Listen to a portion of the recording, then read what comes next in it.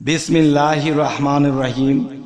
হে সমস্ত জগতবাসী, আজ আমি শামীম আলী চিশতি আপনাদের সামনে যে আলোচনাটি নিয়ে হাজির হলাম, সেই আলোচনাটি অবশ্যই আমরা যদি সকলে মিলে খেয়াল করে শুনতে পারি, তাহলে আমরা জীবনে অনেক কিছু থেকে বেঁচে যাব, অনেক পাপ থেকে মুক্ত পেয়ে যাব। সেটি এই পৃথিবীতে দেখা যায় অনেক মানুষ অনেক ধরনের পাপ করে। অনেক ধরনের পাপ করার পরে তারা ভাবতেছে হয়তো নামাজের মাধ্যমে, জিকিরের মাধ্যমে, মোনাজাতের মাধ্যমে বা যে কোনো একটা দানশীলের মাধ্যমে তারা সেই পাপের ক্ষমা চায়। আমি বলবো না, সেই পাপের ক্ষমা কখনোই হবে না। তবে কিছু কিছু পাপ ক্ষমা হয়, আবার কিছু কিছু পাপ তা রয়ে যায়, যা আখেরাতে আপনার বিচার হবেই। তবে যেই পাপগুলো রয়ে যায়, সেই পাপগুলো থেকে মুক্ত পাওয়ার কি আমাদের উপায় আছে, বা অন্য কোনো লাইন গার্ড আছে কিনা, বা অন্য কোনো ব্যবস্থা আছে কিনা, সেই বিষয়ে ইনশাআল্লাহ আলোচনা করব। সকলেই শুনবেন। সেই বিষয়গুলো হলো, দেখুন, মানুষ জীবন চলার পথে ব্যবসা বাণিজ্যে বা কোনো একটা কিছু করতে গেলে দেখা যায় সেই মানুষগুলো যে ইচ্ছা এমন কিছু পাপ করেছে যে কিছু মানুষের বা কোনো গরিব লোক বা কোনো অসহায় লোকের কিছু সম্পদ জমা হয়েছে, বা তাদের ভাগের কোনো জিনিস আপনি তা না বলে নিয়েছেন বা আত্মসাৎ করেছেন। এবং দেখা যায় যে আপনি স্পষ্ট জানতেন যে এই সম্পদগুলো গরিব লোকের, এরা এগুলো ছাড়া তাদের ফ্যামিলিটা অচল হয়ে যেতে পারে। তারপরেও আপনি কি করেছেন, যে সেই জিনিসগুলো আপনি আত্মসাৎ করেছেন বা না বলে নিয়ে গেছেন, দুর্নীতি করেছেন। আচ্ছা, এখন এরকম বহু মানুষের দেখা গেছে চলার পথে, ব্যবসা বাণিজ্য ক্ষেত্রে, বিভিন্ন ক্ষেত্রে সেই সম্পদগুলো আপনি আত্মসাৎ করেছেন। এখন দুনিয়াতে আপনার বিচার করতে কেউ আসছে না, বা আইনের গতিতে আপনার মধ্যে বিচার সেটা আসছে না, কিন্তু আপনার বিবেকের, আপনার জ্ঞানের বিচারে এসে যায় যে আপনি এটা পাপ করেছেন। অবশ্যই অবশ্যই এই পাপের বিচার হবে। কিন্তু এই পাপের জন্য যদি আপনি দান করেন, বা এই পাপ মুক্ত হতে যদি আপনি কোনো মোল্লা মুন্সিদেরকে পেট ভরিয়ে খাওয়ান, কিংবা কোনো ওলিয়া আউলিয়াদেরকে খাওয়ান, এতে আপনার এই পাপ মুক্ত হবে না। তবে কোন পাপগুলো মুক্ত হবে এবং কোন পাপগুলো মুক্ত হবে না, এই বিষয়ে আমি বলছি ইনশাআল্লাহ। সেটি হলো, দেখুন, যে আপনি ভুলবশত কারো আপনি বকাঝকা করেছেন, কিন্তু সেই ব্যক্তিটি বকাঝকা শোনার মতন ব্যক্তি ছিল না, কিন্তু আপনি সেটি করেছেন। তখন আপনি যদি আল্লাহর কাছে ক্ষমা চান, সেটি আপনি পাবেন না, সেই ব্যক্তির কাছেই আপনার ক্ষমা চাইতে হবে। আর যদি মনে করেন যে আমি কিছু মানুষের সম্পদ লুটেপুটে খেয়েছি, এখন আমি হজ করেছি, এখন আমি আল্লাহর পথে গিয়েছি, কোনো পীর আউলিয়ার কাছে মুরিদ হয়ে গেছি, এখন পীরের কাছে মুড়ি দেওয়ার সময় পীর কি বলেছে, তোমার পাপ পুণ্য যা কিছু আছে সমস্ত কিছু তুমি আমার কাছে দিয়ে গেলে। তো এই হিসেবে যদি সে মনে করে যে আমার যে কত আত্মসাৎ ছিল, মানুষের ক্ষয়ক্ষতি করেছি, মানুষের সম্পদ লুটপাট করে নিয়েছি, এগুলো সমস্ত কিছুই ক্ষমা হয়ে গেছে, তখনও হবে না বাবা। যতক্ষণ পর্যন্ত যেই সম্পদগুলো আপনি লুটপাট করেছিলেন, সেই জিনিসগুলো তাদেরকে ডেকে এনে তাদের পায়ে ক্ষমা চেয়ে সেই সম্পদগুলো ফিরিয়ে দিলেই আপনার ক্ষমা হতে পারে। আচ্ছা, এরপরে দেখা যায় দুনিয়ার চলমান অবস্থায় আল্লাহর ইবাদত করেননি, পাপ হয়েছে, আল্লাহর কাছে ক্ষমা চাইলে ক্ষমা করে দেবে। বা আল্লাহর সাথে আপনি শিরক করেছেন, আল্লাহ এটিও ক্ষমা করে দিবেন। এবং দেখা গেছে আল্লাহর পথে কিছু দান করতেন, সেটি করেননি, সেটাও আপনি ক্ষমা পেয়ে যাবেন। আল্লাহর কিছু ইবাদত করার ছিল, সেগুলো আপনি করতে পারেননি, আল্লাহর কাছে ক্ষমা চাবেন, ক্ষমা পেয়ে যাবেন। কিন্তু কোনো মানুষের কাছে যদি আপনি কোনো অপরাধ করে থাকেন, কারো ধন সম্পদ লুটপাট করে থাকেন, সেই জিনিসগুলো আল্লাহ ক্ষমা করতে পারবে না। আর আল্লাহ ক্ষমা করতে পারবে না কেন? আপনি তো আল্লাহর কাছে অন্যায় করেননি, অন্যায় করেছেন সেই ব্যক্তিদের কাছে, সেই অসহায়দের সাথে।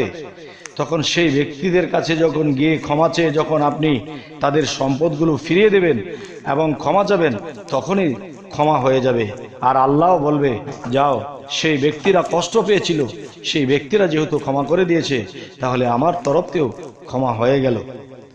তবে হে সমস্ত জগতবাসী, আজকের এই আলোচনা করার মূল উদ্দেশ্য, যেমন আমি কিছু কিছু বিষয় দেখেছি যে কিছু মানুষ বলতেছে জীবনে অনেক পাপ করেছি, মানুষের নষ্ট করেছি, মানুষের ক্ষয়ক্ষতি করেছি, মানুষের সম্পদ লুটিপুটি খেয়েছি, এখন হজ করে আসবো, হজ করে আসলে আমার সমস্ত কিছু মাফ হয়ে যাবে। নাউজুবিল্লাহ, আস্তাগফিরুল্লাহ।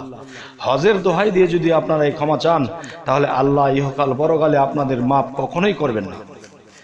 তবে একটি বিষয় আমি বলেছি যে আল্লাহর কাছে ক্ষমা চাইলে কোন জিনিসের ক্ষমাগুলো পেতে পারেন।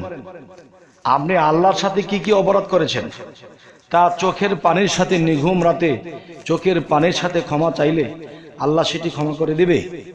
কিন্তু আল্লাহর কাছে যে অপরাধ করেছেন আল্লাহ ক্ষমা করবে, কিন্তু কোনো মানুষের সাথে যদি অপরাধ করে থাকেন, ক্ষয়ক্ষতি করে থাকেন, তাহলে সেই অপরাধের ক্ষমা আল্লাহ করবে না।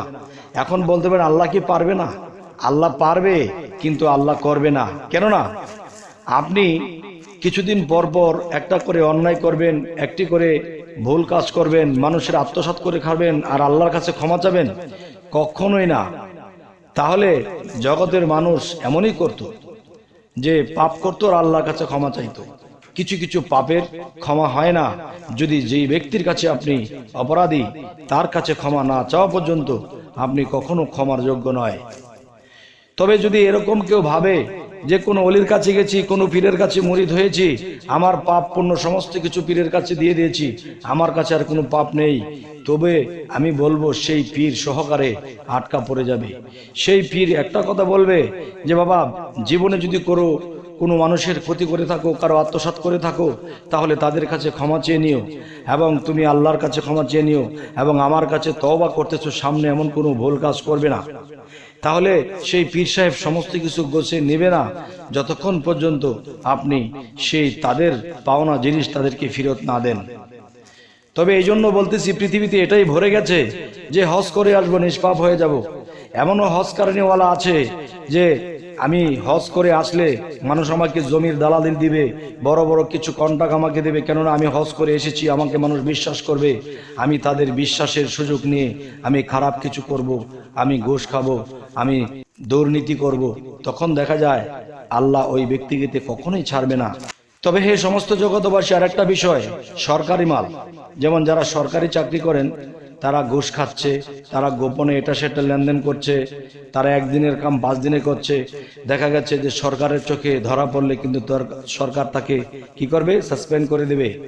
এবং দেখা গেছে যে আল্লাহ এটাও হিসাব নেবে যে সরকারি মাল দেশের সরকারকে যে না মানে সেও কিন্তু অপরাধী।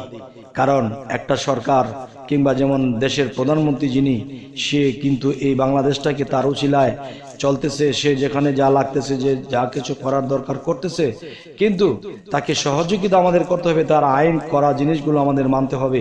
যদি না মানি তবুও কিন্তু হবে না। কেননা একজন প্রধানমন্ত্রীর উপরে আল্লাহর বিশেষ রহমত থাকে। রহমত না হওয়া পর্যন্ত একজন মানুষ প্রধানমন্ত্রী হইতে পারে না। আর যেহেতু হয়েছে, সে নিজেও যদি কোনো অপরাধ করে তারও বিচার হবে, এবং সে যদি কোনো অবিচারীকে সুবিচার না করে এবং সঠিক বিচার না করে তারও সেই বিচার হবে, প্রধানমন্ত্রীকেও ছাড়া হবে না। তাই আমি বলবো, হে সমস্ত জগতবাসী, আমরা যতটুকু পারবো মানুষের সহযোগিতা করব। আমি একবেলা না খেয়ে আছি, আরেক বেলা দেখা গেছে একজন মানুষ 3 দিন ধরে কিছু খায় না, আমি একদিন ধরে কিছু খাই না, তাহলে আমার থেকে কষ্টকর ব্যক্তি কিন্তু সে। তাকে যদি আমরা সহযোগিতা করি, তাহলে আল্লাহ কি বলেছে সূরা মাউনে, তোমরা অসহায়দেরকে দেখো, যারা বস্ত্রহীন, যারা ক্ষুধার্ত তাদেরকে মাথায় হাত বোলাও, যারা এতিম তাদের মাথায় হাত বোলাও, তাদেরকে সান্ত্বনা দাও এবং অন্ন বস্ত্র দানে উৎসাহ করো। আর সেই জায়গায় যদি মানুষের 5 ওয়াক্ত নামাজও পড়ে, আবার মানুষের ক্ষয়ক্ষতিও করে এবং এতিমের মাল লুটেপুটে খায়, তখন তাদের বিচার তো কঠিন হবেই। তাদের যে সাজা হবে, এই সাজার চেয়ে বড় সাজা পৃথিবীতে আর হতে পারে না। তবে হে সমস্ত জগতবাসী, আজকের এই আলোচনাগুলো করার একটাই উদ্দেশ্য, যেই ব্যক্তিদের সাথে আমাদের কথা হয়েছে, যে ব্যক্তিদের সাথে আমাদের চলাফেরা ছিল, তাদের মধ্যে এমন কিছু জিনিস পেয়েছি, জীবনে যত পাপ করতে পারো করে নাও, জীবনে যত লুটপাট করতে পারো করে নাও, যত ঘুষ আহাদারি, যত কিছু মানুষের ক্ষয়ক্ষতি করে নাও, কিন্তু একদিন আমরা হজের মাধ্যমে ক্ষমা চেয়ে নেব। একদিন আমরা দেখা গেছে একজন পীর আউলিয়ার কাছে গিয়ে আমরা ক্ষমা চেয়ে আমরা নিষ্পাপ হয়ে যাব। নাউজুবিল্লাহ, আস্তাগফিরুল্লাহ। এটা কখনোই হবে না যে একজন পীর আসলে কি? সে পথ প্রদর্শক, সে মানুষকে সুপথ দেখায়। এখন সেই ব্যক্তির কাছে গেলে সমস্ত কিছু গুনাহ মাফ যদি করে দেয়, আর আমি যদি পাপ করেই চলেছি এবং সামনেও পাপ করব, আবার আমি ক্ষমা চেয়ে নেব, বিশাল ভুল হয়ে যাবে। হে সমস্ত জগতবাসী, আজকের এই আলোচনাগুলো আমি আমার অন্তরের অন্তস থেকে করলাম। দেখা গেছে পৃথিবীতে মানুষ বেশিরভাগই এমনই করছে, আর আমরা এমন যারা করতেছি এই হইতে যেন আমরা দূরে থাকি, বেঁচে থাকি। তাহলে কি হবে, যে আমাদের মুখের খাবারটাও যদি কোনো গরিবের মুখে দেই, তখন সেই গরিব যখন সান্ত্বনা পাবে, পেট ভরে খাবে, এতদিন ধরে ঠিক মতো খেতে পাচ্ছে না, সে যখন চোখের পানির সাথে দোয়া করবে, সে যখন কাঁদবে, সেই চোখের পানিগুলো আল্লাহর চোখের পানি মনে করতে হবে, রাসূলের চোখের পানি মনে করতে হবে। কেননা যে আল্লাহ এটিই বলেছে, তোমরা এতিম অসহায়দেরকে কখনোই তোমরা অত্যাচার করো না, তাদের মাথায় হাত বুলিও, তাদের পাশে দাঁড়িয়েও, তাহলে তোমরা আমি আল্লাহর কাছে ক্ষমা পেয়ে যাবে, আমি আল্লাহর কাছে তোমরা জান্নাতের সুসংবাদ পেয়ে যাবে। কোরআনে এটিও বলেছে যে পৃথিবীতে সুপথে থেকেছে, মানব সেবা করেছে, তার জন্য রয়েছে কি জান্নাত রয়েছে তাদের জন্য। তাই বলবো, হে সমস্ত জগতবাসী, শুধু নামাজের কথাই বলেনি যে নামাজ পড়লে জান্নাত দেবে, কিন্তু নামাজিরা আগে জাহান্নামে যাবে। কেন? তারা নামাজে উদাসীন হয়েছে, কিন্তু এতিম অসহায়দেরকে তারা কি করে, তাদেরকে লুটপাট করে, তাদেরকে অত্যাচার করে, তাদের মাথায় হাত বোলায় না, তাদেরকে সান্ত্বনা দেয় না, সমস্ত নামাজ দুর্ভোগে চলে যাবে। তবে হে সমস্ত জগতবাসী, আমাদের সামনের কি আলোচনা চাইছেন আমাদেরকে জানাবেন, এই আলোচনাটি কেমন লাগলো তাও জানাবেন। সকলে ভালো থাকবেন, আল্লাহ হাফেজ।